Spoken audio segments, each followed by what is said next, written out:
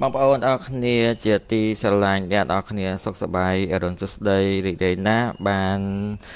ចែករំលែកមេរៀននៅក្នុងកម្មវិធីកូនសាស្ត្របើកចិត្តញៀនជាប្រចាំសប្តាហ៍ដើម្បីមកចែករំលែកជាមួយបងប្អូនអរគ្នានៅមេរៀនដែលមានចំណងជើងថាជួបប្រទះខ្លួនឯងនៅក្នុងការសាងអក្សរសិល្ប៍ជាបឋមសូមសួរបងប្អូនទាំងអស់គ្នាថាបងប្អូនអរគ្នាយល់អំពីខ្លួនឯងទេស្គាល់ខ្លួនឯងទេតែដឹងទេថាមនុស្សយើងមកដល់ឋានកណ្ដាលនេះគោលបំណងសំខាន់ជាងគេគឺអ្វីដែរនៅក្នុងវត្តអារាមចាស់មួយក៏មានកូននេនតូចដែលមកដល់វត្តអារាមគឺបានទៅជួបចៅអធិការវត្តហើយក៏បានជំរាបសួរចៅអធិការវត្តកណាមកដល់ថ្មីតែកណាអាចធ្វើអ្វីបានទៅសូមចៅអធិការវត្តជួយចោទបង្ហាញចៅអធិការវត្តក៏បានញញឹមក៏បានមានសង្កត់ថាអ្នកឯងស្គាល់សត្វលោកនៅក្នុងវត្តអារាមជាមុនសិនទៅសត្វលោកទាំងអស់នេះគឺចង់ចោទបង្ហាញអំពីលោកសង្ឃទាំងអស់និងដូនជីទាំងអស់ថ្ងៃទី2កូននឹងក៏បានមកជួបចៅអធិការវត្តបាននិយាយជាមួយសង្ឃចៅអធិការវត្តថាសត្វលោកនៅក្នុងវត្តកណាបានដឹងហើយចុះកណាត្រូវធ្វើអ្វីទៀតហើយចៅអធិការវត្តក៏បានញញឹម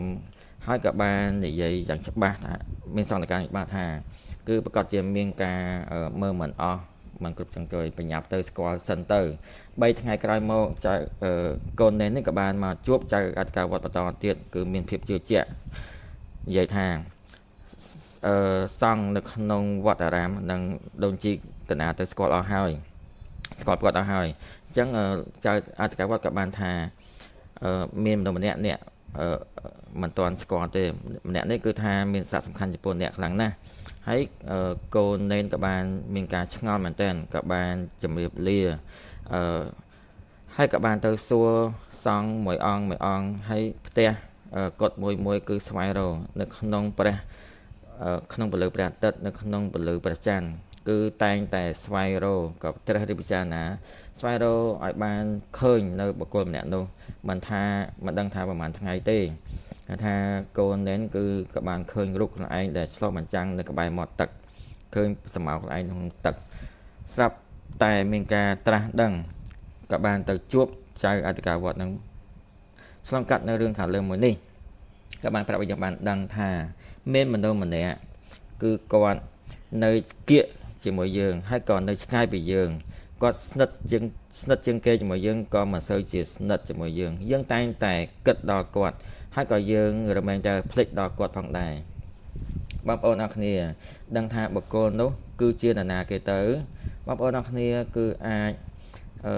ឆ្លើយនៅក្នុងការ comment បានប្រាប់នៅចម្លើយរបស់បងប្អូនអរគ្នាអូខេអញ្ចឹងបងប្អូនអរគ្នាតើសេហើយឬនៅបុគ្គលម្នាក់នោះគឺខ្លួនយើង yourself ខ្លួនយើង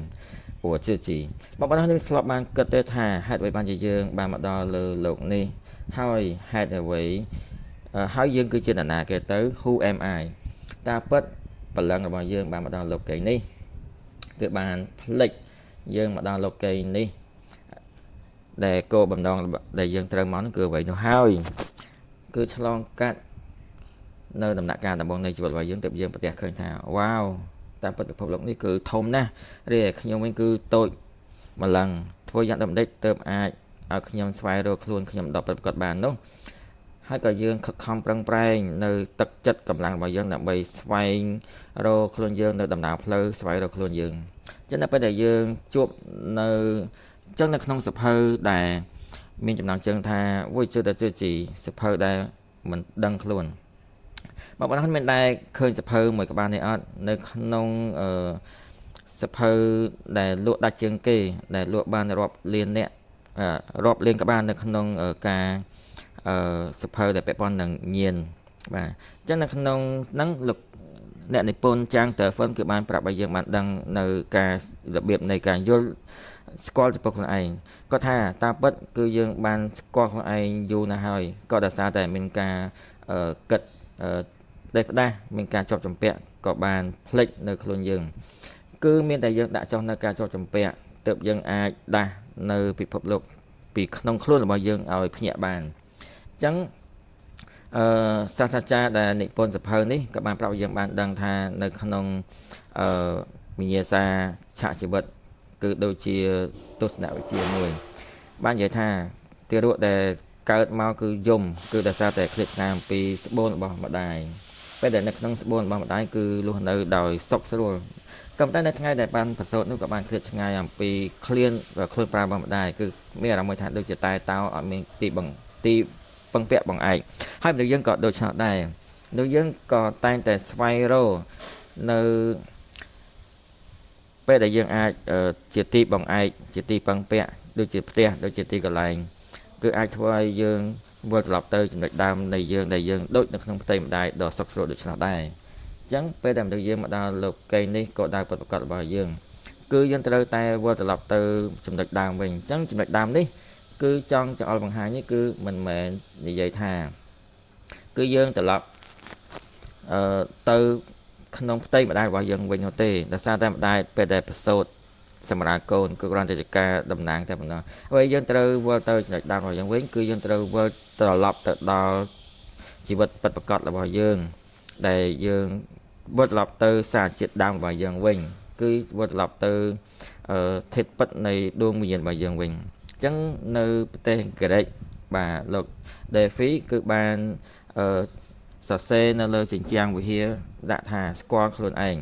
ចឹងលោកសុកាឡានេះគឺគាត់បានប្រាប់ឲ្យយើងបានដឹងថាឲ្យយើងស្គាល់ខ្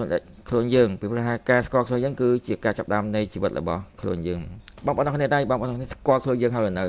មានមនុស្សជាច្រើនគឺបាននិយាយថាស្គាល់ខ្លួនឯងមានអ្វីពិបាកទៅគឺយើងសុទ្ធតែបានដឹងហើយថាខ្លួនយើងឈ្មោះអ្វីហើយយើងមានរូបរាងយ៉ាងដូចម្ដេចមើលពីកញ្ចក់បាទហើយយើងដឹងខ្លួនយើងថាយើងចូលចិត្តញ៉ាំរបស់អ្វីយើងចូលចិត្តមនុស្សប្រភេទណាបែបដូច្នេះហើយនៅមិនទាន់ស្គាល់ខ្លួនឯងដែលមិនទាន់ស្គាល់ខ្លួនឯងទៀតឬអីតែពិតមនុស្សយើងអ្វីដែលពិបាកធ្វើជាងគេគឺជាការស្គាល់ខ្លួនឯងនឹងហើយនៅក្នុងសភៅគុណធម៌ឡៅជឿតទៅជីងបានលើកបានថាអ្នកដែលស្គាល់គេគឺមានបញ្ញាអ្នកដែលស្គាល់ខ្លួនឯងគឺមនុស្សដែលឆ្លាតប្រកែអ្នកដែលចង់ឈ្នះគេត្រូវមានសមត្ថភាពអញ្ចឹងនៅក្នុងការនិយាយស្ដីជាមួយគេមើលទង្វើរបស់គេគឺយើងអាចមើលដឹងអំពីមនុស្សម្នាក់នេះគឺជាមនុស្សប្រភេទអ្វីអញ្ចឹងយើងមើលគេដឹងគឺមានថាមើលដឹងដល់គេមានថាយើងមានបញ្ញាញាណក៏ប៉ុន្តែបើសិនយើងមើលខ្លួនយើងវិញនៅការជជែកជាមួយខ្លួនយើងស្គាល់ខ្លួនយើងទៅខ្លាយទៅជាមនុស្សម្នាក់ដែលមានការពូកែនៅក្នុងការយល់យើងមានសមត្ថភាពដែលអាចយកឈ្នះគេបានគឺគ្រាន់តែយើងមានសមត្ថភាពខ្លាំងជាងគេតែប៉ុណ្ណោះនៅពេលដែលយើងមិនធ្វើឲ្យមានការជាប់ចម្ពាក់ជាមួយការកិលេសចង់បានរបស់យើងទើបយើងគឺជាមនុស្សខ្លាំងប្រកែពិតប្រាកដនៅក្នុងពាក្យខាងលើមួយឃ្លានេះគឺបានជ្រាបជ្រាបនៅអត្ថន័យខាងលើនេះថាជាធម្មតាគឺយើងរមែងតែឆ្លោះម្ចាស់ខ្លួនឯងយល់ច្បាស់ស្គាល់ខ្លួនឯងគឺយើងមិនធ្វើឲ្យកិលេសរបស់យើងដឹកចំោះយើងដើរទើបមានថាយើងអាចមិនរងការជាប់ចម្ពាក់នៅក្នុងរឿងជាច្រើនទើបយើងអាចធ្វើជាអ្នកខ្លាំងប្រកែយល់ច្បាស់ពីខ្លួនយើងបានអញ្ចឹងការយល់ច្បាស់ខ្លួនយើងតែយើងគឺត្រូវមានការយល់អំពីសន្តានចិត្តជំរឿចិត្តរបស់យើងនេះយើងយល់ច្បាស់ថានៅក្នុងពេលនេះយើងកំពុងតែគិតទៅលើអ្វីតើមានអារម្មណ៍យ៉ាងដូចម្ដេចដែលធ្វើឲ្យចិត្តរបស់យើងមានការប្រែប្រួលទៅតាមអារម្មណ៍ហើយអ្វីទៅដែលអាចធ្វើឲ្យចិត្តរបស់យើងគឺមានការកាត់ទុកសบายអីនៅពេលដែលយើងយល់ច្បាស់អំពីប្រភពនៃបញ្ហាហើយទើបយើងអាចប្រទះឃើញនៅខ្លួនយើងដ៏ពិតប្រាកដបានហើយគឺមានតែការយល់ស្គាល់អំពីខ្លួនឯងនោះទេទើបអាចរួចផុតអំពីចំណងដែលយើងចងខ្លួនយើងបានហើយទើបអាចចេញអំពីគុកចង្វាក់ដែលឃុំយើងជាប់ហើយយើងអាចធ្វើជាមនុស្សម្នាក់ដែលមានការយល់ច្បាស់ខ្លួនឯងទើបយើងមិនធ្វើឲ្យកលេសដឹកយើងដើរមានការជាប់ចម្ពាក់ដែលធ្វើឲ្យចិត្តរបស់យើងមិនស្ងប់ចិត្តរបស់យើងតែតែមានការកាត់ទុកឈឺចាប់អីជាដើមហ្នឹងក៏ប៉ុន្តែនៅក្នុងឋានកណ្ដាលនេះមានមនុស្សជាច្រើនគឺរមែងតែមិនអាចយល់ច្បាស់អំពីខ្លួនយើងបានល្អគឺតែងតែយល់ឃើញថាខ្លួនឯងគឺខិតខំប្រឹងប្រែងហើយគឺខិតខំដោយមិនមានយកហើយ ធ្វើការដោយហត់នឿយហើយកំតែនៅតែរស់នៅមិនសប្បាយចិត្តរស់នៅដោយមិនមានសុភមង្គលរស់នៅដោយមិនជោគជ័យទាំងអស់នេះគឺសុទ្ធសឹងតែចាប់ផ្ដើមចេញពីគឺប្រកបមិនបានយល់ច្បាស់ចំពោះខ្លួនយើងមិនយល់ច្បាស់ពីខ្លួនយើងថាខ្លួនយើងចង់ធ្វើអ្វីដែលគួរតស៊ូអ្វីដែលគួរបោះបង់ចោលគឺដូចជំនាន់ក្រោយគឺនៅជុំវិញខ្លួនគឺមានមិត្តភ័ក្តិមួយគឺបានប្រាប់ទៅមិត្តរួមការរបស់គាត់ថាគាត់ចូលចិត្តឈឺឆ្អែលនៅរឿងដែលគេកាន់ការងារដែលគេធ្វើក៏តែចំពោះការងាររបស់ខ្លួនឯងគឺមិនខិតខំប្រឹងប្រែងធ្វើនោះទេគឺចូលចិត្តតែនិយាយដើមគេអញ្ចេះនិយាយដើមគេអញ្ចោះគឺធ្វើឲ្យគឺតែឲ្យយោបល់ទៅគេអញ្ចេះឲ្យយោបល់ទៅគេអញ្ចោះហើយគាត់តែងតែចង់បង្ហាញសមត្ថភាពបង្ហាញស្នាដៃ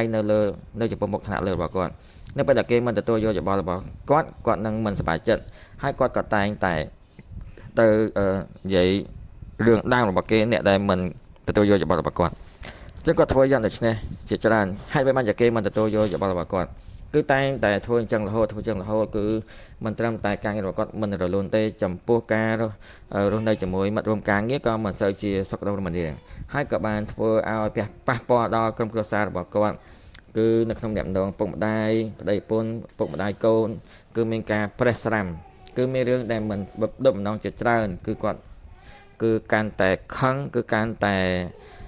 ឈឺចាប់កាន់តែអាណិតខ្លួនឯងគាត់ខឹងគេមិនយល់អំពីគាត់គឺគាត់កាត់ទុកខ្លួនឯងដែលខិតខំប្រឹងប្រែងជួយឲ្យគេឲ្យយោបល់គេឲ្យគេនៅតែមិនកោតសរសើរហើយគឺតែងតែទៅស្ងប់ស្ងាត់ដល់គេឃើញគេធ្វើបានល្អជាងខ្លួនឯងក៏ប្រៀបធៀបខ្លួនឯងជាមួយគេគឺគាត់គិតថាការងារទាំងអស់គឺគាត់ខិតខំប្រឹងប្រែងច្រើនជាងគេឬឯគេគឺមិនមានការលះបង់ទេហើយដោយសារតែគាត់តែងតែប្រកែកប្រកាន់ច្រើនប្រៀបធៀបច្រើនខឹងច្រើនក៏ខ្លួនរបស់គាត់ក៏មានជំងឺកាត់ក្នុងខ្លួនក៏ច្រើនផងដែរមិនដឹងថាបងប្អូនអរគ្នានៅជុំវិញខ្លួនរបស់យើងគឺមានមិត្តភ័ក្តិបែបដូច្នេះដែរឬអត់តាមការពិតទាំងអស់នេះគឺសុទ្ធសឹងតែចេញអំពីប្រភពដែលគាត់មិនបំពេញកាតព្វកិច្ចនៅក្នុងទួនាទីដែលគាត់កាន់ឲ្យបានល្អជាមុនសិនហើយក៏គាត់ភ្លេចនៅការឆ្លោះបញ្ចាំងមើលខ្លួនឯងគឺគាត់មិនបានជជែកជាមួយសម្លេងក្នុងជំរឿចិត្តរបស់គាត់ហើយគឺគាត់ចូលចិត្តឲ្យគេសរសើរគាត់ចង់ឲ្យគេសរសើរគាត់ក៏គាត់មានការប្រជែងមួយគេចំណែនមួយគេកែប្រកាន់ក៏គាត់មានការប្រៀបធៀបជាមួយគេដែលល្អជាងគាត់អញ្ចឹងគាត់គិតថាគាត់ធ្វើបានច្រើនហើយគាត់មិនសប្បាយចិត្តហើយបើបានជាគាត់ចង់បាននៅជីវភាពល្អតែមិនបានហើយបើបានជាគាត់កើតទុកជាច្រើនទុកនៅលើខ្លួនគាត់ក្នុងចិត្តរបស់គាត់ច្រើនមិនបានជាគេមិនទទួលស្គាល់នៅអ្វីដែលគាត់ធ្វើគឺធ្វើឲ្យគាត់គឺមានអវិជ្ជមានច្រើនគឺធម៌ពលអវិជ្ជមានច្រើនគឺធ្វើឲ្យគាត់មិនអាចងើបខ្លួនរួចចេញពីរង្វង់នៃអវិជ្ជមាននេះអញ្ចឹងចំនួនក្រោយក៏ដូចនោះដែរគឺចំនួនក្រោយក៏ដូចអ្នកនរគ្នាដែរដែលសារតែនៅពីក្មេងពុកម្ដាយរបស់ខ្ញុំក្រោយគឺមានការលើកលែងគ្នាអញ្ចឹងម្ដាយក៏បានយកប្អូនស្រីពីរនាក់ចេញហើយនាងខ្ញុំជាមួយនឹងប្អូនប្រុសគឺនៅជាមួយឪពុកការពីចំក្រោយនៅក្មេងគឺអត់ដឹងថាហើយបើបានជាពុកម្ដាយការនោះពួកគាត់សម្រេចចិត្តលែងលះគ្នាគឺនៅក្នុងដំណើរការរស់នៅបែបនេះគឺក្នុងក្រៅគឺអត់មានការមានអារម្មណ៍មួយមិនសុវត្ថិភាពក៏មានការស្ងួតស្ងាត់ចិត្តបាក់ទឹកចិត្តក្រោយមកទៀតក៏ពេលដែលប្រឡងសាកលវិទ្យាល័យរួមគ្នានៅពេលដែលជំនាន់ក្រោយប្រឡងមហាវិទ្យាល័យរួមគ្នានេះគឺមិនងាយស្រួលទេគឺប្រឡងថ្នាក់ជាតិគឺមិនធម្មតាទេអញ្ចឹងក្នុងក្រោយក៏អត់ដឹងច្បាស់ថាត្រូវរើសអាជីពមួយណាក៏បានទៅសាកសួរម្ដាយក៏តែម្ដាយដោយសារតែម្ដាយគាត់មិនមានយកការងារក៏បានបិទទូរស័ព្ទនាងខ្ញុំចោលក៏ធ្វើឲ្យនាងខ្ញុំគឺក៏បានធ្លាក់ចូលទៅក្នុងរណ្ដៅដែលមានអារម្មណ៍មួយថាមិនបានជាម្ដាយមិនស្រឡាញ់ដល់នាងខ្ញុំគឺពិបាកចិត្តហើយឪពុកគឺដោយសារតែលែងលះពីម្ដាយក៏គាត់មានជំងឺដែលមិនអាចធ្វើការបានដោយគាត់មានការបាក់ទឹកចិត្តអីជាដើមហ្នឹងហើយការហ្នឹងគឺនាងខ្ញុំគឺត្រូវការធ្វើការផងរៀនផងដើម្បីសម្រេចនៅថាការរៀនឲ្យចប់នៅសាកលវិទ្យាល័យនៅពេលនោះគឺក្នុងក្រោយគឺនៅក្នុងចិត្តគឺតែងតែនឹកឃើញចង់ឲ្យខ្លួនឯងគឺមានកន្លែងដែលជាទីរំពឹងមួយទីសុវត្ថិភាពមួយអញ្ចឹងពេលដែលធ្វើការនៅពេលដែលរៀនបណ្ដាធ្វើការបដានោះគឺក៏បានជួបដល់ ក្រុមគ្រួសារគឺប្តីរបស់នាងខ្ញុំប្តីរបស់នាងខ្ញុំក៏ធ្វើល្អដាក់នាងខ្ញុំអញ្ចឹងប្តីរបស់នាងខ្ញុំគឺប្រៀបដូចជាសំពៅមួយនៅក្នុងមហាសមុទ្រសាគរដែលធ្វើឲ្យចិត្តដែលអត់ដែលទៅតាមទឹកនេះក៏បានមានទីរំពឹងមានទីស្ងប់គឺដោយសារតែក្រុមគ្រួសារមិនពេញលេញគឺបន្ទាប់ពីការហើយគឺនាងខ្ញុំគឺតាំងចិត្តថាធ្វើជាប្រពន្ធល្អម្ដាយល្អកូនប្រសារល្អផងដែរគឺដោយសារតែពាក្យថាល្អមកនេះគឺធ្វើឲ្យជំនាន់ក្រោយគឺនៅពេលដែលតែងតែខ្វាយខ្វល់អំពីការយល់ឃើញរបស់គេក៏ធ្វើឲ្យខ្លួនឯងរស់នៅក្នុងការយល់ឃើញរបស់គេគេដោយសារតែមានការបាក់ទឹកចិត្តគឺធ្វើឲ្យនាងខ្ញុំមានការបាត់បង់នៅខ្លួនឯងបាត់បង់នៅការស្គាល់ខ្លួនឯងចឹងនៅពេលនោះគឺនាងខ្ញុំគឺតែងតែមានការមោទនភាពចំពោះខ្លួនឯងតាមការពិតខ្លួនឯងគឺបានធ្វើជាកូនម្សាលល្អភរិយាល្អហើយនឹងម្ដាយល្អហើយក៏តែនៅពេលខ្លះក៏មានអារម្មណ៍មួយថាស្ញប់ស្ញែងដល់គេដោយសារតែគេរស់នៅក្នុងជីវិតដ៏មានមោទនភាពចុងក្រោយនាងខ្ញុំក៏បានមានបរិស័យស្គាល់ធម៌ក៏បានទទួលធម៌ហើយក៏បានជួបជៀបចំពោះអត្តន័យធម៌បានដឹងថាមនុស្សយើងរងទុក្ខគឺដោយសារតែមិនយល់ច្បាស់អំពីខ្លួនឯងគឺជាអ្នកណាហើយក៏តែងតែទៅតោង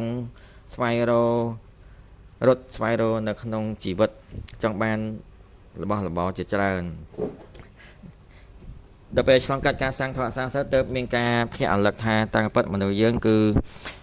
រស់នៅក្នុងជីវិតនៅស្ថានភាពដែលជីវិតដែលចង់បានចេះចង់បានចោះហើយក៏បានធ្វើឲ្យខ្លួនយើងខ្លាយទៅជាខ្លួនយើងដែលមិនទាន់ដឹងច្បាស់ថាខ្លួនយើងគឺជាអ្នកណាអញ្ចឹងតែស្វែងរកដោយសារតែមានកិលេសចង់បានច្រើនក៏តែអ្វីដែលជាសំណាងជាងគេនោះគឺពេលដែលចំណងក្រោយរៀបការហើយអញ្ចឹងឪពុកម្ដាយអញ្ចឹងថាតាយាយរបស់ប្តីរបស់នាងខ្ញុំគឺជាអ្នកសាសិលហើយប្តីរបស់នាងខ្ញុំគឺបានសុំថតតាំងពីក្មេងហើយប្តីរបស់នាងខ្ញុំគឺដោយសារតែរវល់ធ្វើការក៏អត់សូវបានទៅសាងធម៌សាសនាប្រវត្តិទេក្រោយមកគឺដោយសារតែនាងខ្ញុំគឺមានផ្ទៃពោះដោយសារតែនាងខ្ញុំមានផ្ទៃពោះគឺថាមានជំងឺមួយបាទគឺចេះដង្ហក់អញ្ចឹងតែងតែទៅមន្ទីរពេទ្យច្រើនដងណាស់ដើម្បីទៅប្រឹក្សាយោបល់ជាមួយវិជ្ជបណ្ឌិតនៅពេលដែលដល់ថ្ងៃដែលត្រូវសម្រាប់កូនហើយគឺចិត្តចូលឆ្នាំចិនទៀតអញ្ចឹងម្ដាយក្មេករបស់នាងខ្ញុំក៏បានប្រាប់ថាបើសិនជាកូនភាសាស្រីស្ត្រីដែលឆ្លងទលេនៅក្នុងមន្ទីរពេទ្យគឺមិនល្អទេគឺបឋមមិនល្អទេអញ្ចឹងក៏បានពេលសម្រាប់កូនហើយក៏សូមចេញពីពេទ្យបាទអត់ទាន់ចេញពីខែទេអញ្ចឹងក៏បានទៅដល់ផ្ទះបាទទៅឆ្លងទៅថានៅក្នុងខែនេះផ្ទះវិញអញ្ចឹងតាមម្ដាយក្មេកគាត់មានយោបល់បែបនេះអញ្ចឹងមានអ្នកដែលច្រឡងនាងខ្ញុំគាត់គឺជាម្ចាស់ស្នាក់មួយរូបគាត់បានច្រឡងនាងខ្ញុំទៅសុំថនព្រះវិហារពេលនាងខ្ញុំសុំថនហើយក៏បាត់ដង្ហក់នឹងតែម្ដងអញ្ចឹងនៅក្នុងនេះក៏បានលើកទឹកចិត្តនាងខ្ញុំសូមលើកទឹកចិត្តដល់បងប្អូនគ្នាដែលមិនទាន់សុំធម៌គឺត្រូវអកតឱកាសដើម្បីប្រញាប់ទៅសុំធម៌ទៅបើកបញ្ញាដូចជាព្រះម៉ែម៉ាជូនៅអារាមបៃសានធននោះគឺបានចេញមកចូលរូបបាននិយាយប្រាប់អ្នកនរថាឲ្យទៅសុំធម៌ទៅគឺព្រះម៉ែម៉ាជូគឺសង្ឃឹមថាអ្នកដែលជាអ្នកជំនឿដល់ព្រះម៉ែម៉ាជូនេះឆាប់ប្រញាប់ទៅសុំធម៌ឲ្យបានលឿនអញ្ចឹងនេះគឺជាចិត្តមេត្តាករុណាដ៏ធំរៀបបងដល់គ្នាគិតថាយើងមានបានស្ដុកស្ដំគ្រាន់តែប្រហែល10ឆ្នាំតែប៉ុណ្ណោះមនុស្សទូទៅគឺចង់ឲ្យទេវតាប្រទានលុយប្រទានសំណាងប្រទាននៅសុខភាពអីជាដើមហ្នឹងទាំងអស់នេះគឺមិនស្មើនឹងអ្វីដែលជាកាដូដ៏ធំដែលមានចិត្តមេត្តាករុណាឲ្យយើងប្រញាប់ទៅសុំធម៌នោះទេមិនស្មើនឹងការស្នើសុំពីព្រះម៉ែម៉ាជូឲ្យយើងសុំធម៌នោះទេជុំផ្សេងយើងមានបដិសេធទទួលបាននៅបទទិបទាំង3ឲ្យតែយើងនៅរស់គឺយើងខិតខំធ្វើនៅអំពើបុណ្យកសាងនៅបុណ្យកុសលបណ្ដុះនៅគុណធម៌ថ្ងៃក្រោយពេលដែលយើងបាទវាចាក់លោកទៅគឺដូចនិយាយរបស់យើងគឺនឹងអាចចេញផុតបាទចាក់ចេញអំពីការរងទុក្ខនៅក្នុងវិវត្តសង្សារនៅក្នុងភពកើតទាំង6និងផ្លូវកើតទាំង4បាទទើបមានតម្លៃក្នុងជីវិតគឺមិនត្រឹមតែព្រះម៉ែម៉ាជូដែលអំពីវនីឲ្យយើងប្រញាប់ទៅសុំធម៌នោះទេតាមពិតគឺនៅឆ្នាំ1986នៅក្នុង ការចូលរូបរបស់ប្រម៉ែម៉ាជូនៅរាមបៃកាំងនោះគឺបានដាស់តឿនឲ្យយើងប្រញាប់ទៅសុំធម៌ផងដែរគឺសង្ឃឹមថាសត្វលោកទាំងអស់គ្នាគឺឆាប់ឡើងនៅសំពៅត្រៃលក្ខនៃព្រះម្ដានៃព្រះសាមត្រីនៅក្នុងចុងសម័យកាលនេះខ្ញុំសង្ឃឹមថាបងប្អូនអរគ្នាដែលមិនទាន់សុំធម៌គឺប្រញាប់មកសុំធម៌តាមពិតយើងសុំធម៌គឺយើងបានបាក់នៅបញ្ញាញាណដ៏ពិសេសវិសាលនោះនៅពេលនោះក៏យើងបានមានការត្រាស់ឃើញញាណហើយឆ្លងកាត់ការរៀនធម៌ស្ដាប់ធម៌យល់ឆ្លុះបញ្ចាំងអំពីខ្លួនយើងទើបធ្វើឲ្យយើងមានការត្រាស់ដឹងនៅចិត្តរបស់យើងទៅពេលដែលយើងចឹងនៅពេលដែលនាងខ្ញុំបានសុំធម៌ហើយពេលនោះគឺនាងខ្ញុំគឺមិនសូវជាបានត្រាស់ចំពោះធម៌បានជាច្រើនទេចឹងអ៊ីបោសិតរបស់នាងខ្ញុំគឺបានណែនាំឲ្យនាងខ្ញុំទៅស្ដាប់ធម៌រៀនធម៌នៅព្រះវិហារនាងខ្ញុំក៏បានទៅនៅពេលនោះគឺក្នុងចិត្តរបស់នាងខ្ញុំគឺគិតថាចង់តែខិតខំប្រឹងប្រែងធ្វើម៉េចឲ្យរកលុយបានច្រើនដើម្បីមានលុយឲ្យកូនរៀនមានលុយចិញ្ចឹមគ្រួសារនៅពេលដែលព្យាយាមមករៀននៅព្រះវិហារហើយក៏បានយល់ច្បាស់អំពីអត្ថន័យនៃធម៌មានតម្លៃថ្លៃថ្លានៃធម៌ហើយនៅក្នុងការបណ្ដុះបណ្ដាលនៅក្នុងទ្រានធម៌រៀនច្បងជំនាន់មុនក៏បានបណ្ដុះបណ្ដាលហើយក៏បានអរគុណដល់ថ្នាក់លើដែលបានមានការលើកទឹកចិត្តឲ្យនាងខ្ញុំខិតខំប្រឹងប្រែងធ្វើនាងខ្ញុំគឺមានការឆ្លងកាត់នៅបទពិសោធន៍ជាច្រើនក្នុងជីវិតគឺធ្វើនាងខ្ញុំគឺមានការមើលឃើញខ្លួនឯងយល់ច្បាស់ខ្លួនឯងចឹងនៅក្នុងការសិក្សាសាស្ត្រគឺទេវតា8អង្គគឺទេវតាហាត់ឡានឆៃហតាសៀងក៏បានហៅនាងខ្ញុំក៏បានផ្ដល់នៅការទូមាននៅពុទ្ធកាដល់នាងខ្ញុំថាស្ដាប់ធម៌ជាច្រើនហើយក្នុងចិត្តមានការត្រាស់ដឹងអត់គឺយកចំណេះដឹងធម៌នេះមានកត់ចាំក្នុងចិត្តអត់ហើយនៅក្នុងគំនិតគឺមានបញ្ញាញាណចេញអំពីជីវិតអញ្ចឹងមានភាពស័ក្តិសិទ្ធិនៅក្នុងជីវិតបង្កើតទៅជាបញ្ញាអញ្ចឹងនៅក្នុងការដំណើរការនៃការត្រាស់ដឹងនៃការដំណើរការនៃការត្រាស់ដឹងហើយមានការកើតជាបញ្ញាញាណហើយគឺគេហៅថាត្រាស់មានការភ្ញាក់រលឹកអញ្ចឹងការភ្ញាក់រលឹកនេះគឺជាការយល់ច្បាស់ខ្លួនឯងឲ្យស៊ីជម្រៅគឺមានអ្នកដែលមានការវិភាគទៅលើអក្សរជ្រាអក្សរភ្ញាក់រលឹកនេះគឺអក្សរជ្រានៅខាងស្ដាំនេះគឺខាងក្រោមគឺជាអក្សរជៀនបាទគឺអក្សរអូគឺត្រាស់គឺមានថាខាងឆ្វេងគឺអក្សរចិត្តខាងស្ដាំគឺអក្សរខ្ញុំអញ្ចឹងមានថាពាក្យថាជ្រាអូមានការអក្សរនេះមានន័យថាភ្ញាក់រលឹកនេះគឺមានថាមើលឃើញខ្លួនយើងមើលឃើញចិត្តរបស់ខ្លួនយើងឬបងគ្នាយើងសួរខ្លួនយើងថានៅក្នុងជីវិតរបស់យើងតែយើងមើលឃើញជំរឿចិត្តរបស់យើងហើយឬនៅយើងស្ដាប់ឮជំរឿចិត្តរបស់យើងហើយនៅមានមនុស្សច្រើនគឺថាឃើញពិភពលោកចង់យល់ច្បាស់គេក៏តែគឺមានតែមើលឃើញខ្លួនយើងមានការត្រាស់ដឹងដល់ខ្លួនយើងតែប៉ុណ្ណោះការត្រាស់ដឹងគឺជាការឆ្លងកាត់ដំណើរការជាច្រើនឆ្លងកាត់ច្រើនដំណាក់កាលហើយការភ្ញាក់រលឹកគឺជាការភ្ញាក់រលឹកនៅក្នុងពេលភ្លាមអញ្ចឹងក៏យើងបានមើលឃើញចិត្តរបស់យើងពិតប្រាកដឆ្នៃគឺយើងចង់សប្បាយចិត្តជាងរាល់ថ្ងៃគឺយើងត្រូវតែមានការភ្ញាក់រលឹកឲ្យបានច្រើនអញ្ចឹងចាប់ផ្ដើមពីការទទួលធម៌បើកបញ្ញានៅក្នុងការទទួលធម៌ហើយមកស្ដាប់ធម៌រៀនធម៌នោះគឺជាការជ្រើសរើសដល់បញ្ញារបស់យើងគឺនៅពេលដែលយើងចាប់ផ្ដើមបើកបញ្ញាញាណហើយនោះគឺយើងកំពុងតែបានឃើញញាណហើយគឺឆ្លងកាត់ការរៀនធម៌រក្សាស្ដាប់ធម៌គឺធ្វើឲ្យយើងមានការយល់ច្បាស់អំពីចិត្តរបស់យើងធ្វើយ៉ាងនេះទើបយើងមានភ្នែក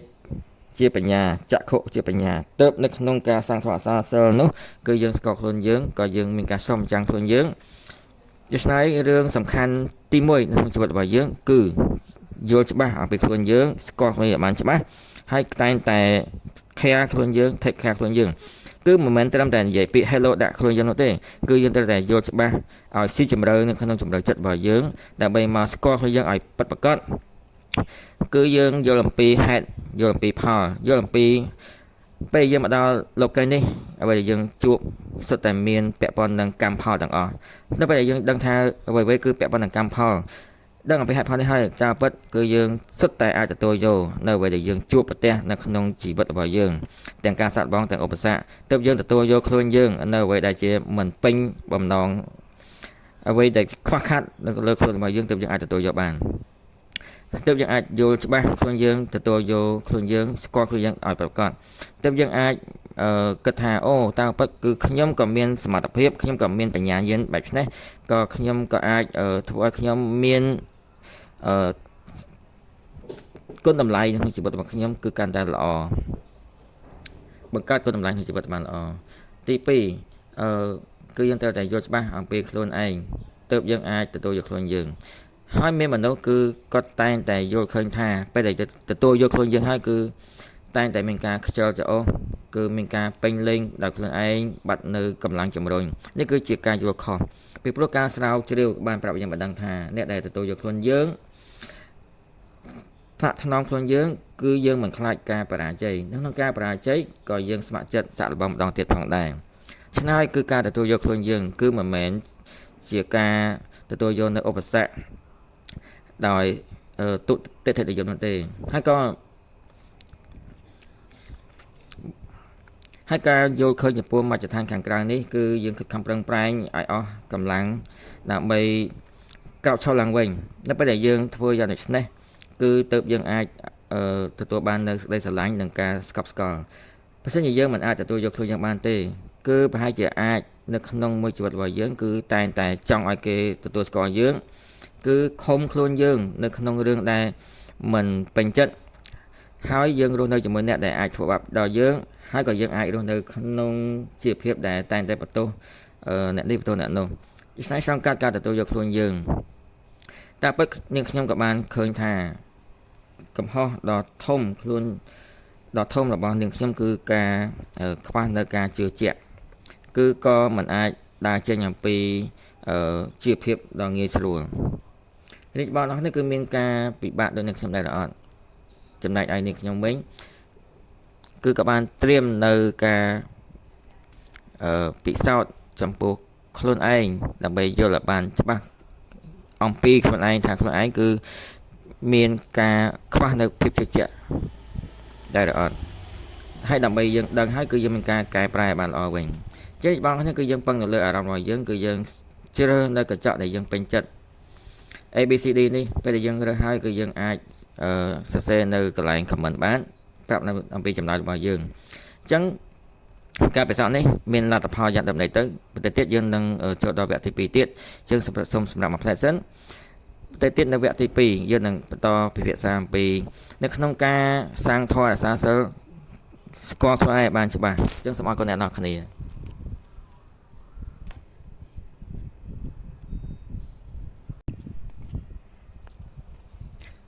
បងប្អូនទាំងអស់គ្នាជាទីស្រឡាញ់អ្នកទាំងអស់គ្នាសុខសប្បាយពិតជារីករាយណាស់បានមកដល់កម្មវិធីកូនសោបឹកចិត្តញៀនជាប្រចាំសប្តាហ៍ដើម្បីមកសិក្សានៅវគ្គទី2នៃមេរៀនដែលមានចំណងជើងថានៅក្នុងការសាងធម៌អាសាសិលបានស្គាល់ខ្លួនឯងយើងបាននិយាយកាលពីវគ្គមុនអំពីនៅការពិសោធន៍ផ្លូវចិត្តមួយគឺឲ្យបងប្អូនគ្នាជ្រើសរើសនៅកញ្ចក់ដែលយើងមានភាពដែលយើងយល់ឃើញថាយើងពេញចិត្តមិនដឹងថារីកបងប្អូនគ្នាជ្រើសរើសហើយនៅតាមពិតមនុស្សយើងម្នាក់ៗគឺសុទ្ធតែមានការសង្ឃឹមថាខ្លួនឯងគឺអាចធ្វើបានល្អនៅចំណុចណាមួយមិនថារៀងមិនថាមុខមាត់តតែងខ្លួនក្រុមគ្រួសារផ្សេងទាំងអស់នេះគឺសុទ្ធតែជាការសង្ឃឹមជឿជាក់ឧត្តមគតិរបស់យើងគឺធ្វើឲ្យយើងមានការសង្ឃឹមជឿជាក់ក្នុងចិត្តក៏នៅពេលដែលមានការច្រឡោះប្រហោងគឺมันបានបំពេញហើយសម្ពាធដែលសង្កត់ពីខាងក្រៅគឺធ្វើឲ្យយើងគឺមានការកំពិតគឺធ្វើឲ្យយើងមិនដូចបំណងគឺមានការខុសពីការចង់បានខុសពីការគិតរបស់យើងគឺយើងតែមានការបដិសេធចំពោះខ្លួនយើងគឺយើងកាន់តែមានការខ្វះនៅជំនឿជឿជាក់លើខ្លួនឯងដូច្នេះហើយគឺនាងខ្ញុំក៏បានជំនាន់ក្រោយក៏បានត្រៀមនៅការពិសោធន៍អំពីផ្លូវចិត្តនេះចំពោះឲ្យបងប្អូនដើម្បីមកជ្រើសរើសដើម្បីកាន់តែមានការយល់ច្បាស់អំពីខ្លួនឯងនិងមានការកែប្រែអញ្ចឹងនេះបងនៃរើសកញ្ចក់ A កញ្ចក់ទី1គឺមានថាចំពោះការអ្នកនៅក្នុងសង្គមគឺយើងខ្វះនៅទំនុកចិត្តអញ្ចឹងមានថាមិនមែនថាយើងគឺជាមនុស្សម្នាក់ដែលឯកោនោះទេគឺមានថាយើងមិនខ្វល់ថាយើងទទួលបានការស្វាគមន៍ពីគេឬមិនទេមានថាយើងនៅតែមិនពេញចិត្តមិនមានភាពស្ងប់អញ្ចឹងយើងនៅពេលនោះ គឺយើងត្រូវតែកុំមានការអារម្មណ៍តឹងតែងធ្វើចិត្តធម្មតាកុំឲ្យមានការពិចារណាច្រើនពេកអញ្ចឹងចំពោះរាជបងដែលជ្រើសកញ្ចក់ទី1នេះគឺមានថារាជបងដែលជ្រើសកញ្ចក់ទី2គឺមានថារាជបងគឺខ្វះការជឿជាក់ចំពោះរូបរាងខ្លួនឯងគឺតែតែមានអារម្មណ៍មួយថាខ្លួនឯងគឺដូចជាមិនសូវជាស្អាតមិនសូវជាខ្ពស់មិនសូវជាសង្ហាអីមិនសូវជា slim អីជាដើមហ្នឹងអញ្ចឹងទាំងអស់នេះគឺសុទ្ធសឹងតែជាការគិតអំពីខួរក្បាលរបស់យើងហើយនឹងសម្លេងខាងក្រៅកំពុងតែនិយាយដាក់យើងថាតែឯងអត់ស្អាតទេអីចឹងគឺខ្វះនៅទំនុកចិត្តរាជបងដែលជ្រើសកញ្ចក់ទី3កញ្ចក់ C មានថាយើងមិនមានភាពជឿជាក់ចំពោះតំណែងដែលយើងមានហ្នឹងអញ្ចឹងគឺយើងមានអារម្មណ៍ថាដូចជាខ្វះទំនុកចិត្តចំពោះតំណែងខ្លួនឯងអញ្ចឹងគឺយើងខ្វាយខ្វល់អ្វីដែលជាមតិខាងក្រៅច្រើនពេកគឺយើងនឹងពិបាកដកដង្ហើមអញ្ចឹងអ្នកនរគ្នាសុទ្ធតែមានទូនាទីខុសគ្នាអញ្ចឹងយើងត្រូវតែគិតថាទូនាទីណាក៏ជាទូនាទីសំខាន់ដែរគឺយើងត្រូវសរសើរខ្លួនយើងថាទូនាទីរបស់យើងគឺសំខាន់ណាស់ឯច្បាស់តែជ្រើសកញ្ចក់ទី4គឺមានថាយើងអត់មានទំនុកចិត្តចំពោះខួរក្បាលរបស់ការគិតរបស់ខ្លួនយើងគឺយើងមិនអាចទៅមិនមានភាពជឿជាក់ចំពោះខ្លួនយើងនោះទេគឺយើងតែយើងគិតថាប្រហែលជាយើងខិតខំប្រឹងប្រែងយ៉ាងណាក៏ដោយក៏មិនអាចធ្វើឲ្យគេពេញចិត្តគេសរសើរយើងអញ្ចឹងនៅពេលនោះគឺយើងអាចសាកត្រឡប់ខ្លួនហើយយើងមើលឃើញចំណុចដែលខ្លួនយើងធ្វើមិនបានល្អនោះតាមការពិតយើងមានចំណុចល្អច្រើនយើងត្រូវសរសើរបែបដូចនេះអញ្ចឹងយើងត្រូវតែទទួលយកនៅអ្វីដែលខ្លួនយើងមិនពេញលេញត្រង់ណាអញ្ចឹងការដែលខ្វះភាពជឿជាក់គឺមាន4ចំណុចទី1គឺតែខ្វាយខ្វល់អំពីការស្ដីបន្ទោសរបស់គេទី2បាទទី1វាថាយើងមានការខ្វាយខ្វល់អំពីការស្ដីបន្ទោសពីគេទី2គឺយើងមិនហ៊ាននិយាយអំពីមតិរបស់ខ្លួនយើងឲ្យគេដឹងគេឮខ្លាចយើងនិយាយចេញមកគឺគេមិនចូលចិត្តស្ដាប់គេមិនគាំទ្រគេមិនឯកភាពអញ្ចឹងនៅពេលនោះគឺថាយើងតែធ្វើរឿងដែលទៅអែបអបគេចង់ឲ្យគេគាំទ្រដល់យើងអញ្ចឹងយើងក៏កាន់តែបាក់ទឹកចិត្តនៅពេលដែលគេមិនគាំទ្រយើងទី3គឺមានថាយើងមិនបានបែងចែកនៅព្រំសមាបានច្បាស់លាស់គឺយើងតែងតែខិតខំប្រឹងប្រែងធ្វើដោយខ្លួនឯងគឺមិនហ៊ានហៅឲ្យគេជួយយើងទេទី4គឺយើងខ្លាចបរាជ័យទើបយើងមិនហ៊ានទៅសាក់លបងអញ្ចឹងអ្នកដែលមានការគិតទាំង4ខាងលើនេះគឺពួកគាត់មិនខ្លាចបរាជ័យទេគឺគាត់ក្លាហាននឹងការទទួលយកការបរាជ័យមានការរីកចម្រើនអញ្ចឹងអ្នកដែលខ្វះការជឿជាក់គឺដោយសារតែគាត់ធ្លាប់បរាជ័យពីមុនមកគឺនៅពេលដែលជួបការប្រកួតប្រជែងគឺគាត់គឺបានប្រាប់ថាតើអូខ្លួនឯងបានអត់ធ្វើកើតអត់អញ្ចឹងគឺនៅពេលនោះគឺថាដាក់សញ្ញាខ្វែងចំពោះខ្លួនឯងហើយក៏មានការកិច្ចវេះគឺមានការរាថយហើយក៏បានកំណត់នៅសមត្ថភាពរបស់ខ្លួនយើងអញ្ចឹងអ្នកជំនាញមកប្រាប់ឲ្យយើងថាអ្នកដែលខ្វះទំនុកចិត្តគឺមូលហេតុដែលធ្វើឲ្យខ្លួនឯងមានការបដិសេធនោះគឺក្រៅពីខ្លួនគាត់គឺតែងតែខ្វល់អំពីគេគិតអំពីគេសំខាន់ជាងគិតខ្លួនឯងហើយគឺខ្វះការសម្រេចចិត្តហើយក៏ជាការធ្វើឲ្យបាក់នៅទំនុកចិត្តដូច្នេះហើយគឺយើងមិនត្រឹមតែកសាងទំនុកចិត្តនោះទេនៅពេលដែលយើងមានទំនុកចិត្តកសាងរួចហើយគឺយើងកាន់តែត្រូវធ្វើឲ្យទំនុកចិត្តរបស់យើងគឺកាន់តែរឹងមាំគឺកុំឲ្យទំនុកចិត្តរបស់យើងគឺដោយសារតែពេលវេលាឬមួយក៏អារម្មណ៍របស់យើងក៏ធ្វើឲ្យខូចការអស់ចេញដល់ការគឺបានលើកអំពី3ចំណុចទៀតគឺថាឆ្លងកាត់ការរៀនគឺថាយើងឆ្លងកាត់ការរៀនសូត្រគឺយើងទទួលយកនៅខ្លួនយើងអញ្ចឹងគឺលើកសំខាន់នៅការលើកស្ទួយខ្លួនយើងគឺមាន3ចំណុចទី1គឺយើងលើកកម្ពស់ការសាងសង់ដើម្បីយល់អំពីគេទី2គឺយើងត្រូវវិនិច្ឆ័យខ្លួនយើងបានខ្ពស់ដើម្បីមានទំនុកចិត្តទី3គឺយើងលើកកម្ពស់នៅចិត្តរបស់យើងញាណរបស់យើងទី1គឺការលើកកម្ពស់អំពីការសាងអាសាសិលក្នុងចិត្តរបស់យើងដើម្បីយល់អំពីគេអនុគ្រោះដល់គេបងប្អូនមានលើអំពីឥទ្ធិពលនៃការបិទភ្លើងអត់ គឺយើងមានអារម្មណ៍មួយថាពេលដែលយើងដើរតាមផ្លូវម្នាក់នេះមើលមកយើងម្នាក់នោះមើលមកយើងមិនបានជាមានមនុស្សជាច្រើនមើលមកយើងអញ្ចឹងឬក៏ខ្លួនយើងមានអ្វីដែលមានបញ្ហាទៅបានគេមើលមកយើងអញ្ចឹងនេះគឺជាអត្តពលដែលប្រមូលផ្ដុំការមើលឃើញតាមពិតគឺគ្មានមនុស្សច្រើនមើលមកយើងទេដោយសារតែយើងគិតច្រើនពេកទៅហើយគឺចុងក្រោយគឺធ្លាប់បានមើលរឿងវីដេអូមួយផងដែរគឺមាននារីម្នាក់គឺគាត់បានបោះបង់ការមើលទូរស័ព្ទមួយអាទិត្យជារាល់ថ្ងៃគឺមើលសភៅនៅឯហាងកាហ្វេពេលដែលនារីហ្នឹងគឺបានទៅមើលសភៅនៅក្នុងហាងកាហ្វេនោះគឺមានអារម្មណ៍មួយថាអីហាក់បីដូចជាមានមនុស្សជាច្រើនមើលមកនាងគឺនាងមានអារម្មណ៍មួយរៀងខ្មាស់អៀនហើយក្នុងចិត្តរបស់នាងក៏គេក៏ឆ្ងល់ទៅលើនារីនេះមិនបានជាមកមើលសភៅនៅហាងកាហ្វេអញ្ចឹងមិនបានជាមិនមើលទូរស័ព្ទអញ្ចឹងដោយសារតែគាត់គិតបាត់ដូច្នោះគឺគាត់មានអារម្មណ៍មួយថារៀងខ្មាស់អៀនតាមពិតគឺគ្មានអ្នកគេមើលទៅនារីហ្នឹងទេគឺដោយសារតែនារីនេះគឺគិតច្រើនពេកហើយដូច្នេះហើយនៅពេលដែលអ្នកមានអារម្មណ៍មួយថាគេមើលមកយើងនោះតាមការពិតគឺអាចគិតដល់រឿងមួយនេះតាមពិតគឺគ្មានអ្នកគេមើលមកយើងនោះទេហើយមានមួយប្រភេទទៀតគឺមានមនុស្សដោយសារតែអត្ថប្រយោជន៍ខ្លួនឯងគឺគេមកវាប្រហារទៅចំពោះយើងគេបានដាក់នៅទោសកំហុសមកលើខ្លួនយើងនៅពេលនោះគឺយើងប្រាប់ឲ្យខ្លួនយើងដឹងថាឱកាសដែលរីកចម្រើនដល់យើងគឺដល់ហើយគឺនៅពេលដែលនៅការសាងអាសាសរបស់យើងបានកាន់តែខ្ពស់គឺយើងចាប់ដើមទៅយល់អំពីមនុស្សជុំវិញខ្លួនយើងគឺគ្មានមនុស្សអាក្រក់ល្អគ្មានមនុស្សត្រូវខុសតាមការពិតគឺប្រកបគឺស្ថិតនៅក្នុងbackground នៃធម៌ពលខុសគ្នាតែប៉ុណ្ណោះក៏ធ្វើឲ្យមានមានការជ្រើសរើសខុសគ្នាហើយក៏មានភាសាសម្ដីខុសគ្នានិងទង្វើខុសគ្នាពេលយើងធ្វើបែបយើងយល់បែបឆ្នៃទើបយើងអាចបង្ហាញនៅទឹកចិត្តមេត្តាករុណាចិត្តស្រឡាញ់ដើម្បីមកយល់ចំពោះគេអនុគ្រោះដល់គេអញ្ចឹងទី1លើកកម្ពស់ខ្លួនយើង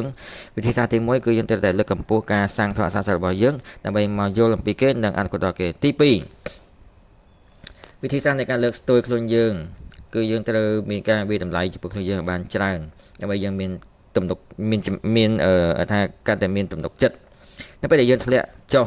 គឺយើងតែមានការសង្ស័យចំពោះខ្លួនយើងមានការស្ដីបន្ទោសខ្លួនយើងអញ្ចឹងក៏យើងចំណាយពេលវេលានិងកម្លាំងគឺទៅលើការស្ដាយក្រោយរឿងអតីតកាលហើយក៏មានការបារម្ភទៅរឿងថ្ងៃអនាគតខ្លះកន្លែងធ្វើបានល្អនៅពេលនោះគឺយើងសាកល្បងបាទគឺយើងបង្វែរការគិតដើម្បីមកគិតអំពីការរីកចម្រើនរបស់យើងវិញគឺមិនមែនចេះតែបាក់ទឹកចិត្តទៅនោះទេអញ្ចឹងនៅពេលដែលយើងស្វែងរកនៅឱកាសដែលលើកកម្ពស់ខ្លួនយើងឲ្យបានគ្រប់ផ្នែកគឺដើម្បីឲ្យយើងកាន់តែមានធម៌ពលជំរុញនិងទិសដៅច្បាស់លាស់គឺយើងត្រូវបង្កើនសមត្ថភាពរបស់យើងបន្តបណ្ដាធ្វើម៉េចឲ្យយើងមានសុខភាពល្អមានការរស់នៅល្អគឺធ្វើឲ្យចិត្តរបស់យើងកាន់តែមានភាពស្វិតចិត្តរបស់យើងមានភាពស្វិតគឺកាន់តែមានការស្រស់ស្អាតនិងការសោចញញឹមអញ្ចឹងដូចជារូបខាងលើនេះគឺរូបដែលយើងមើលឃើញគឺសុទ្ធសឹងតែជាការរៀនគូនៅក្នុងព្រះវិហារដូចជាកម្មវិធីកូនសាបើកចិត្តញៀនជារងសប្តាហ៍ក៏ជាកម្មវិធីដែលអាចធ្វើឲ្យចិត្តរបស់យើងញៀនរបស់យើងគឺមានការរីកចម្រើនបានផងដែរអញ្ចឹងនៅក្នុងព្រះវិហាររបស់យើងក៏បានរៀននៅចំណេះដឹងបច្ចេកវិទ្យាផ្សេងហើយដូចចំណងក្រោយវិញគឺនៅក្នុងវ័យសិក្សានេះគឺអាចធ្វើឲ្យការរៀនសូត្រចេះដឹងនេះគឺចែកម្លែកទៅអ្នកដែលមិនទាន់ចេះមិនត្រឹមតែឲ្យគេចេះគឺអាចធ្វើឲ្យខ្លួនឯងគឺមានការភាពជឿជាក់ផងដែរដូចចំណងក្រោយគឺមិនចូលចិត្តហាត់ប្រាណនោះទេក៏ប៉ុន្តែក្នុងការវ័យកាន់តែច្រើនទៅគឺកាន់តែសិក្សាយល់ដឹងចំពោះអត្ថប្រយោជន៍នៃការហាត់ប្រាណនោះក្នុងក្រោយក៏ឥឡូវនេះគឺមិនខ្វល់ថារវល់ជាប្រចាំជារាល់ថ្ងៃគឺតែងតែច្បិចពេលវេលា1ម៉ោងដើម្បីហាត់ប្រាណផងដែរជួនកាលខែអាទិត្យក៏ទៅជាមួយគ្រួសារជាមួយកូនគឺទៅលេងនៅខាងក្រៅជិះកង់ឡើងភ្នំឬមួយក៏ដើរកម្សាន្តគឺមួយគ្រួសារគឺរស់នៅដោយសុខដុមរមនាគឺនិយាយអំពីរឿងដែលសប្បាយក្នុងការរស់នៅគឺមានអារម្មណ៍មួយថាសុខសប្បាយនិងមានសុភមង្គលមែនតើអញ្ចឹងគឺយើងវឹកហាត់ឲ្យខ្លួនយើងមានទំនុកចិត្តនោះចំណុចក្រោយគឺគិតថាការសោចញញឹម គឺដូចជាកឡរួមបង្រួមនៅសំណាងគឺអាចធ្វើឲ្យយើងជួបនៅអ្នកដែលមានបុណ្យច្រើនគឺយើងធ្វើឲ្យយើងមានបរិស័យមនុស្សបានកាន់តែល្អហើយយើងក៏តែងតែរក្សានៅស្នាមញញឹមដ៏ស្គុះស្គាយរបស់នាងខ្ញុំគឺដូចមិត្តភក្តិរបស់នាងខ្ញុំជំនាញខ្លួនគឺថាចូលចិត្តឃើញនាងខ្ញុំសើចសម្បីតែកូនស្រីទាំងពីរនាក់របស់នាងខ្ញុំក៏ចូលចិត្តឃើញនាងខ្ញុំសើចដែរអញ្ចឹងនៅពេលដែលកូននាងខ្ញុំកំពុងតែរៀនកំពុងតែធ្វើការនោះគឺមិនថាមិត្តរួមថ្នាក់របស់កូននាងខ្ញុំឬមួយក៏មិត្តរួមការងារគឺតែងតែមានការចូលចិត្តឃើញបុគ្គលិកសើចឃើញយើងសើចអញ្ចឹងបងប្អូនទាំងនេះគឺយើងតែងតែប្រាប់ខ្លួនយើងថាកុំភ្លេចសើចគឺញញឹមរហូតដូចស៊ូនេះបានប្រាប់ឲ្យយើងមកដឹងថាជាងរាល់ព្រឹកគឺយើងភ្ញាក់ពេលដេកគឺយើងត្រូវសើចបាន3ដងហាហាហាភ្ញាក់ពេលព្រឹកគឺសើចហើយក៏យើងអាចឆ្លោះកញ្ចក់ក៏យើងអាចវឹកហាត់ធ្វើមុខឲ្យញញឹមប្រាប់ខ្លួនយើងបានដឹងថាខ្លួនយើងគឺពូកែយ៉ាងដូចម្ដេចនៅពេលដែលយើងឃើញគេមានអារម្មណ៍ល្អក៏យើងឲ្យពួកគាត់លើកទឹកចិត្តប្រកបដោយស្នាមញញឹមរបស់យើងឲ្យប្រកបនៅការអោបដោយក្តីស្រឡាញ់ឲ្យប្រកបចាប់អារម្មណ៍ដល់ភាពកក់ក្ដៅរបស់យើងនេះគឺជាចំណុចទី2ដែលលើកកម្ពស់ការវិនិច្ឆ័យរបស់ខ្លួនឯងវឹកហាត់ការជឿជាក់ទី3គឺលើកកម្ពស់នៅកម្រិតនៃការចិត្តញៀនចិត្តរបស់យើងកាន់តែស្ងប់ចិត្តរបស់យើងស្ងប់គឺជាហុងស៊ុយដ៏ល្អកំពូលមនុស្សម្នាក់ដែលមានរក្សាសិលគឺគាត់យកចិត្តមកដឹកនាំភ្នែកហើយនឹងត្រចៀកស្នេហ៍ឲ្យក្នុងចិត្តស្ងប់ស្ងាត់គឺអាចជួយឲ្យយើងមានបញ្ញាញាណគឺយើងអាចរក្សានៅភាពអ្នកម្ដងជាមួយព្រះទេវតាឋានលើបានល្អដូចនៅរាជវង្សខាងគឺមានអ្នកកំណាព្យឈ្មោះប៉ៃជីអ៊ីគឺបានតែងកំណាព្យថា自尽其心延寿命无求于物长精神នៅក្នុងអត្ថន័យខាងលើនេះគឺបានប្រាប់ឲ្យយើងបានដឹងថានៅពេលមនុស្សម្នាក់នៅក្នុងចិត្តរបស់គាត់ស្ងប់សន្តិភាពគឺគាត់អាចបង្កើនអាយុរបស់គាត់អាយុវែងគឺអត់មានការបារម្ភច្រើននិងមានការចង់បានច្រើនគឺអារម្មណ៍ពេញលេញគឺនេះគឺជាចំណុចដែលនាងខ្ញុំគួរតែរៀនសូត្រតាមប្រកបហើយក្នុងឆាកជីវិតគឺនៅក្នុងដំណើរជីវិតដែលសន្សំនៅបទពិសោធន៍បន្តិចបន្តួចបានច្រើនចឹងនៅក្នុងដំណើរផ្លូវជីវិតនេះគឺយើងចង់បានចម្លើយគឺនៅក្នុងចម្លើយនោះគឺនៅក្នុងការស្ងប់ស្ងាត់ក្នុងចិត្តរបស់យើងចឹងនៅក្នុងចិត្តស្ងប់ស្ងាត់គឺឲ្យយើងមានបញ្ញាញាណស្នើឲ្យសាងធម៌អាសាសិលតាំងពីគឺកំពុងតែសាងខ្លួនយើងរក្សាខ្លួនយើងគឺបើតែយើងចង់ធ្វើគឺយើងធ្វើខ្លួនយើងឲ្យពិតប្រាកដគឺយើងត្រូវមានដំណើរភ្ជាប់រវាងយើងជាមួយចិត្តក្នុងខ្លួនរបស់យើងគឺយើងមិនមែនចេះតែធ្វើឲ្យមជ្ឈដ្ឋានខាងក្រៅទទួលដឹងឮយើងនិងសង្ឃឹមថាយើងធ្វើមិនឲ្យល្អនោះទេគឺសាងធម៌អាសាសិលគឺមានគោលបំណងគឺឲ្យខ្លួនយើងគឺកាន់តែល្អពេញលេញគឺយើងត្រូវតែជំរុញចោលនៅការចង់បាននិងការជាប់ជំពាក់ដើម្បីខ្លួនយើងគឺវិលត្រឡប់ទៅសារជាតិដើមដ៏បរិសុទ្ធនោះគឺសាងធម៌អាសាសិលគឺយើងត្រូវតែកែនៅទម្លាប់អាក្រក់របស់យើងឲ្យបានអស់គឺធ្វើយើងកាន់តែមានសតិបញ្ញាមានបញ្ញាញាណនៅក្នុងការត្រាស់ដឹងនោះគឺនៅក្នុងការសាងធម៌អាសាសិលគឺយើងមានអារម្មណ៍មួយថាឈឺចាប់ឆ្លងកាត់ដើរហួសកន្លងមកហើយនេះគឺរឿងដែលមិនដូចម្ដងនោះយើងជួបបញ្ហាទាំងអស់នេះអ្វីដែលយើងធ្វើគឺយើងមិនត្រូវទៅជាប់ជំពាក់ខុសហើយនឹងត្រូវជួបនៅរឿងដែលពិបាកចិត្តនិងមិនសប្បាយចិត្តរបស់យើងត្រូវស្ងប់ដូចជាចិត្តត្រជាក់ដូចចិត្តធ្វើចិត្តឲ្យត្រជាក់ស្ងប់ដូចចិត្តដូចទឹកត្រជាក់អញ្ចឹងនៅពេលដែលយើងចិត្តស្ងប់ទៅប្រឈមគឺយើងនឹងអាចមើលឃើញខ្លួនយើងដោយប្រកបពីព្រោះនៅលើโลกនេះបទពិសោធន៍ជាច្រើនគឺសុទ្ធសឹងតែនៅក្នុងការលត់ដំខ្លួនក្នុងការសាងធម៌អាសាសិលព្រះទេវតាលើកំពុងតែលត់ដំខ្លួនយើងគឺត្រៀមនៅថ្ងៃណាមួយគឺអាចឲ្យយើងឃើញនៅភាពស្រស់ត្រកាបន្ទាប់ពីការលត់ដំខ្លួននោះទាំងការសាងធម៌គឺមិនមែនដើម្បីតែជួបព្រះនោះទេសាងធម៌អាសាសិលគឺដើម្បីតែចង់ជួបខ្លួនឯងឲ្យពិតប្រាកដស្គាល់ខ្លួនឯងឲ្យពិតប្រាកដអញ្ចឹងចរងក្រោយគឺនៅក្នុងព្រះវិហារគឺនៅក្នុងការសាងធម៌អាសាសិលព្រះវិហារគឺបានមើលឃើញក៏បានរកឃើញនៅកម្លាំងប្រកបក្នុងខ្លួនគឺបានប្រទះឃើញនៅសមត្ថភាពរបស់ខ្លួននេះខ្លួននឹងខ្ញុំដូចលោកខាងលើនេះអញ្ចឹងគឺមានគ្រូជាច្រើនដែលជាជនស្ម័គ្រចិត្តក្នុងព្រះវិហារគឺដើម្បីតែជួយហុតប្រយោជន៍ឲ្យសត្វលោកគឺប្រកបក្រៅពីរៀនសូត្រនៅក្នុងព្រះវិហារគឺប្រកប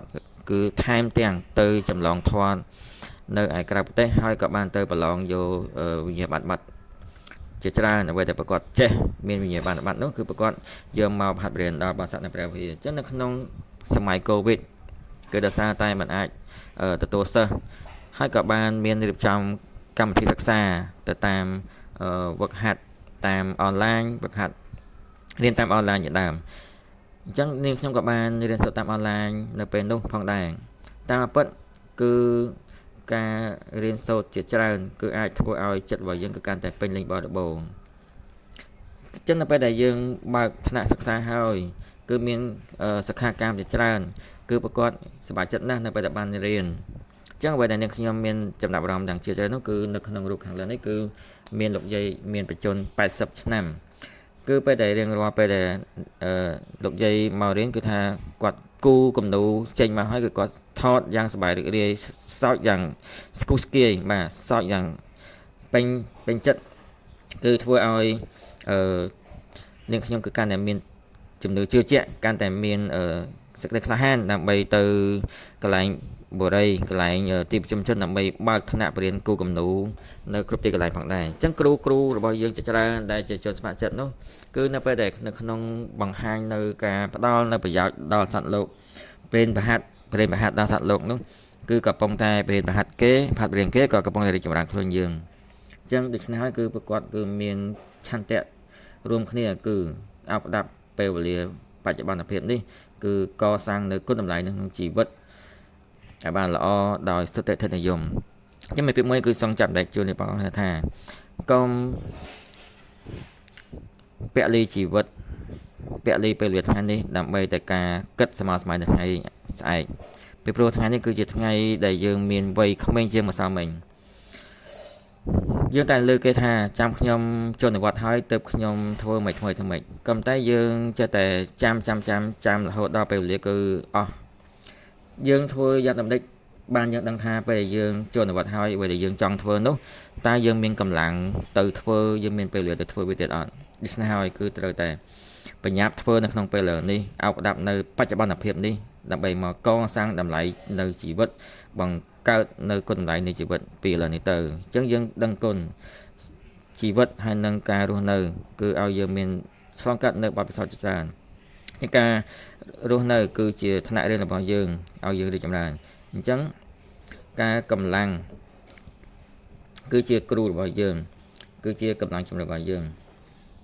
ដូច្នេះហើយគឺសង្ឃឹមថាបងប្អូនអរគ្នាគឺអាចឆ្លងកាត់ការសាងរក្សាសិលដើម្បីរកឃើញនៅកម្លាំងធម៌ពលពីចិត្តរបស់យើងទៅ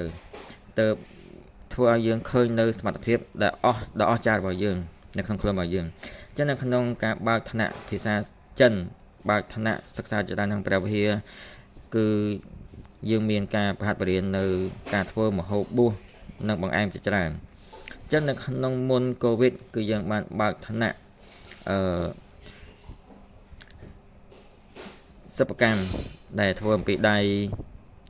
ដល់ពេលកូវីដគឺយើងបើកថ្នាក់តាមអនឡាញដល់ពេលក្រោយកូវីដក៏យើងបានបើកថ្នាក់បង្រៀនធ្វើបង្អែមអញ្ចឹងនៅក្នុងការរៀនសូត្ររបស់សិក្ខាកាមម្នាក់គឺប្រកបសប្បាយរីករាយនៅក្នុងការមករៀនហើយគ្រូគឺមានការហាត់រៀនដល់កូនសិស្សដោយសប្បាយរីករាយផងដែរអញ្ចឹងដល់ពេលបន្ទាប់ពីរៀនហើយក៏បានដឹកនាំដល់អ្នកទាំងអស់គ្នាគឺពេលទៅផ្ទះកុំភ្លេចវឹកហាត់ផងនៅក្នុងការវឹកហាត់ធ្វើនំបង្អែមអីនោះគឺប្រកបក៏បានយកនំបង្អែមដែលប្រកបធ្វើហើយគឺយកទៅចែកម្លែកជាមួយនៅមិត្តរួមការងារមិត្តរួមថ្នាក់គឺនឹកស្មានមិនដល់ថាអ្វីដែលទទួលបានការ feedback មកវិញនោះគឺអ្នកផ្ទះមិត្តភ័ក្តិរួមការងារគឺសុទ្ធតែសរសើរថាវ៉ាវបង្អែមដែលឯងធ្វើគឺពិតជាឆ្ងាញ់មែនគឺឆ្ងាញ់ជាងបង្អែមដែលគេដាក់លក់នៅខាងក្រៅទៀតគឺអ្នកឯងអាចបើកហាងបានហើយទាំងអស់នេះគឺបានធ្វើឲ្យប្រកបគឺមានការលើកទឹកចិត្តគឺមានការទទួលស្គាល់ពីអ្នកទាំងអស់គ្នាអញ្ចឹងក្នុងក្រៅគឺតាំងពីនៅក្មេងគឺតែងតែខិតខំប្រឹងប្រែងរលួយគឺអត់សូវចូលចិត្តធ្វើបង្អែមអត់ចូលចិត្តធ្វើសិប្បកម្មដៃនោះទេអញ្ចឹងថាពេលដែលឡដុតនំប៉័ងនៅក្នុងផ្ទះគ្រាន់តែជាវត្ថុបុរាណដាក់តាំងតែម្ដងក៏តែឆ្លងកាត់ការរៀនពីព្រះវិហារចេះហើយគឺអាចយកឡនំប៉័ងយកមកប្រើហើយបាទអញ្ចឹងនាងខ្ញុំគឺតែងតែនៅពេលទំនេរពីការងារគឺបានឆ្លៀតពេលវេលាក៏បាន ធ្វើនៅនំបង្អែមដែលធ្វើអំពីដៃនេះហើយនៅក្នុងពេលដែលធ្វើនំបង្អែមនេះហើយគឺបានបន្ថែមនៅការច្នៃប្រឌិតនៅលើនំបង្អែមនេះបានកាន់តែល្អជាងហ្នឹងនឹកស្មានម្ដងថាទទួលបានការ feedback ដ៏កកឹកកក្រែងដើម្បីឲ្យអ្នកខ្ញុំកាន់តែមានទំនុកចិត្តមានសេចក្ដីខ្លាចក្នុងការធ្វើឲ្យបានល្អជាងហ្នឹងច្រើនជាងហ្នឹងសម្បូរបែបជាងហ្នឹងអញ្ចឹងនេះសុទ្ធតែជានំបង្អែមដែលអ្នកខ្ញុំធ្លាប់បានធ្វើចឹងអ្នកខ្ញុំនឹកស្មានដល់ថានាងខ្ញុំគឺពូកែម្លេះគឺអាចធ្វើនំបង្អែមជាច្រើនមុខនៅក្នុងការធ្វើនំបង្អែមដោយផ្ទាល់ដៃនេះគឺមានការជួចជ្រាបមិនការត្រាស់ដឹងដល់ថាគឺនៅក្នុងពេលដែលធ្វើគឺថាចិត្តក៏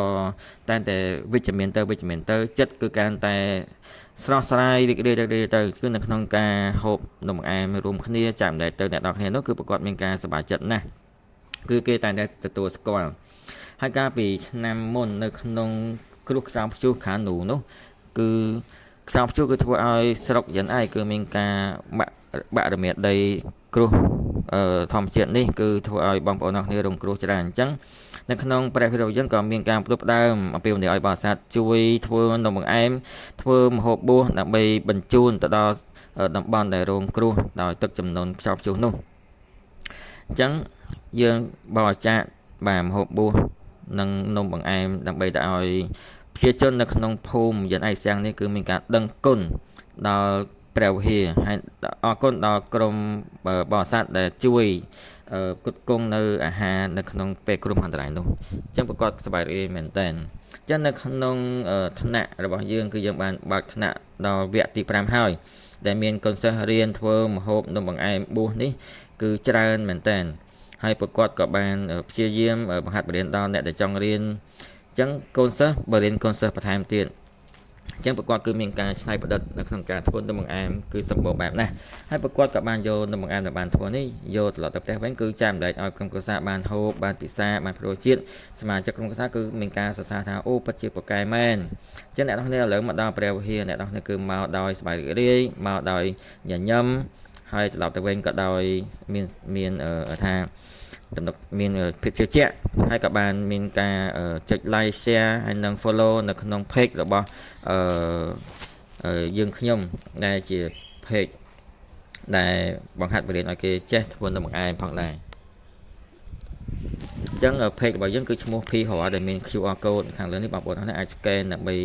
follow បានអញ្ចឹងយើងអាចមើលឃើញកម្មវិធីច្រើនដែលមានកម្មវិធីសិក្សាបាទគឺដូចជាមាននំសម្បូរបែបណាស់បាទមានមូលមានជ្រុងហើយ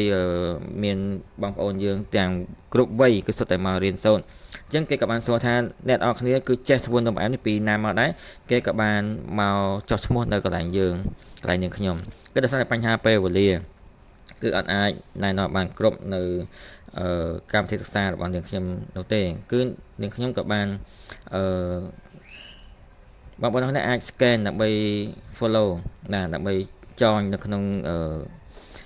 Facebook បាទ page P ហរស៊ូយនរបស់នាងខ្ញុំដើម្បីដឹងអំពីមានមុខម្ហូបណាខ្លះដែលជាមុខម្ហូបថ្មីដែលបង្កើតឡើងដោយស្នាដៃអ្នកនរគ្នាអញ្ចឹងនៅក្នុងកម្មវិធីសិក្សាដែលយើងបានផុសនៅក្នុងក្រុមនេះគឺដើម្បីអ្នកថាបានដឹងថាតាមការពិតការភាពពេញលេញនៅក្នុងដួងចិត្តគឺទៅយើងមានសេចក្តីសុខពិតភមង្គលពិតក្នុងចិត្តអញ្ចឹងនៅក្នុងប្រទេសអាមេរិកសារព័ត៌មាន Washington គឺបានប្រាប់ឲ្យយើងបានដឹងអំពីវត្ថុទាំង10ដែលនៅក្នុងជីវិតរបស់យើងកម្រមាននោះគឺអត់មានពាក់ព័ន្ធនឹងសម្ភារៈនិយមនោះទេគឺសុទ្ធសឹងតែតាក់ទងនឹងជីវភាពរស់នៅហើយនឹងជីវិតអញ្ចឹងផលិតផលទាំង10នេះគឺអ្វីផលិតផលទាំង10នេះគឺអ្វីទៅតើបងប្អូននេះមានប្រមាណដែរទី1ការត្រាស់ដឹងនៃជីវិតទី2ចិត្តរីករាយពោពេញដោយក្តីស្រឡាញ់ដោយសេរីទី3ដើរគ្រប់ពិភពលោកមានសេចក្តីក្លាហានទី4វិលត្រឡប់ទៅធម្មជាតិទី5ដេកឲ្យបានស្កប់ស្កល់លក់ស្រួលទី6សាយសុខនៅពេលវេលាសេរីភាពពេលវេលារបស់យើងនឹងការរស់នៅទី7គឺយើងមានគូដៃគូរស់នៅដល់ចាស់កោងខ្នងទី8គ្រប់ពេលណាក៏ដោយគឺមានអ្នកដែលយល់ចិត្តយើងទី9ក្នុងចិត្ត ពេញលេងបរិបូរខ្លួនប្រានសុខភាពល្អអត់មានចេះឈឺទី10គឺយើងអាចអុចបំភ្លឺក្តីសង្ឃឹមគេនៅក្នុងការរស់នៅនេះបងទាំងអស់គ្នាយើងកុំមើលស្រាននៅ10ចំណុចខាងលើនេះដែលជាផលិតផលទាំង10នេះវាមិនពាក់ព័ន្ធនឹងសម្ភារៈនិយមទេគឺតាក់ទងនឹងដួងចិត្តនិងជីវិតនិងដួងញៀនរបស់យើងគឺឆ្លងកាត់ការវឹកហាត់ជាងរាល់ថ្ងៃនៅក្នុងការរស់នៅទើបយើងអាចមានការត្រាស់ដឹងអញ្ចឹង10នេះតើបងប្អូនអស់គ្នាមានប្រមាណមុខហើយបើមានគឺយើងអាចឆ្លើយនៅក្នុងការខមមិននិងសារផ្អាប់សារបានអញ្ចឹងចំណុចក្រោយគឺមានការដឹងគុណមែនតើចំណុចក្រោយគឺមាន9ផ្នែកនៅខាងលើនេះហើយអ្វីដែលមួយដែលមិនទាន់បាននោះគឺការដើរគ្រប់ទីកន្លែងលើពិភពលោកអញ្ចឹងនាងខ្ញុំក៏បានសង្ឃឹមថានាងខ្ញុំគឺអាចឆ្នាំក្រោយគឺអាចត្រឡប់ដើរចេញពីរង្វង់ស្ពាក់អង្គនៅក្នុងក្រុមគ្រួសារដើម្បីទៅចំណងធននៅលើពិភពលោកអញ្ចឹងសង្ឃឹមថាបងប្អូនអរគ្នានៅក្នុងការសាងធម៌សាសិលមើលឃើញខ្លួនឯងដូចនឹងខ្ញុំអញ្ចឹងគឺធ្វើចិត្តរបស់យើងគឺពេញលេញបរិបូរណ៍ជាចុងក្រោយនាងក្រោយគឺសូមយកនៅពាក្យល្បីរបស់ CEO នៅសហគ្រាសធំទាំង500លើពិភពលោកគឺគាត់បានប្រាប់ឲ្យយើងបានដឹងនៅបទពិសោធន៍ជីវិតរបស់គាត់អញ្ចឹងនាងខ្ញុំគឺគិតថាពាក្យមួយឃ្លានេះគឺមានចំណុចល្អមែនតើគឺធ្វើឲ្យយើងមានការពិចារណាបានហើយអញ្ចឹងគឺគាត់បានប្រាប់ឲ្យយើងបានយ៉ាងថាការស្វែងរកចំណេះការស្វែងរកដោយមិនមានភាពស្កប់ស្កល់នោះគឺអាចខ្លាចទៅជាសត្វចម្លែកមួយដែលលបលន់អញ្ចឹងព្រះបានបង្កើតយើងមកគឺដើម្បីឲ្យយើងមានបង្ហាញនៅក្តីស្រឡាញ់គឺមិនមែនចេះតែសប្បាយចិត្តទៅលើទ្រព្យសម្បត្តិនោះទេហើយគាត់បាននិយាយថាអ្វីដែលគាត់ទទួលបាននៅទ្រព្យសម្បត្តិដែលគាត់បានពេលគាត់នៅរស់គឺគាត់យកទៅមិនរួចទេអ្វីដែលគាត់យកទៅរួចគឺមានតែការដែលគាត់មានការស្ងប់អារម្មណ៍ហើយគឺមានការនឹកឃើញដល់រឿងដ៏សប្បាយរំភើបចិត្តក្នុងចិត្តរបស់គាត់អញ្ចឹងអត់មានពាក់ព័ន្ធនឹងសម្ភារៈនិយមនោះទេគឺពាក់ព័ន្ធនឹងក្តីស្រឡាញ់ហើយនឹងមនោចេតនាអញ្ចឹងនេះគឺជាសម្បត្តិពិតគឺសេចក្តីសុខក្នុងអារម្មណ៍អញ្ចឹងនៅក្នុងការប្រើជីវិតចេះអត្ថប្រយោជន៍ដល់ជីវិតនោះរបស់អ្នកដែលម្ចាស់ពានរង្វាន់ Nobel ពិភពលោកផ្នែកអក្សរសាស្ត្រនោះគឺគាត់បាននិយាយថាធ្វើខ្លួនយើងឲ្យទៅជាពលឺមួយដើម្បីខ្លួនយើងគឺមានពលឺជះដល់ទីងងឹតសូមរក្សានៅទឹកចិត្តបរិសុទ្ធរបស់ខ្លួនយើងពីព្រោះអ្នកមិនដឹងថាគឺដោយសារតែទឹកចិត្តស្លបុតរបស់អ្នកគឺអាចដើរចេញអំពីក្តីអសង្ឃឹមសូមរក្សានៅជំនឿចិត្តក្នុងចិត្តរបស់អ្នកពីព្រោះអ្នកមិនដឹងថាតើនរណាគេទៅដោយសារតែជំនឿរបស់អ្នកគឺបានដើរចេញនៅភាពវង្វេងសូមជឿជាក់នៅកម្លាំងរបស់អ្នកពីព្រោះអ្នកមិនដឹងថាអ្នកដែលគេជឿជាក់ទៅលើអ្នកក៏ចាប់ផ្ដើមជឿជាក់ទៅលើខ្លួនគេសង្ឃឹមថានេះបងប្អូនគ្នាគឺអាចដាក់ចុះនៅការស្វែងរកនៅក្នុងការរស់នៅចង់បានសម្ភារៈនិយមនោះគឺយើងបាទបង្អង់ដំណើរបន្តិចហើយយើងបង្កើតនៅជីវិតដែលមានអត្ថន័យគឺឲ្យមនុស្សលោកគឺទទួលបាននៅគុណតម្លៃក្នុងជីវិតដូចយើងផងដែរគឺសង្ឃឹមថាអ្នកនរគ្នាគឺរស់ដោយមានក្តីសង្ឃឹមមានពលឺដល់ត្រចះតែចង់ដើម្បីបញ្ចេញពលឺរបស់យើងដើម្បីឆ្លុះបញ្ចាំងនៅទីងងឹតដើម្បីតែដោយសារតែមានយើងពិភពលោកគឺកាន់តែស្រោតកាលជូនពរនេះបងប្អូនគ្នាដែលជាព្រះទៅថ្ងៃអនាគតនៅក្នុងការសាងធម៌សាសិលស្គាល់ខ្លួនឯងបានច្បាស់រស់នៅក្នុងស្ថានភាពដែលមានពលឺដែលអាចឆ្លុះបញ្ចាំងលើពិភពលោកបានសូមអរគុណអ្នកនរគ្នាជូនពរអ្នកនរគ្នាមានសុខភាពល្អសំណាងល្អ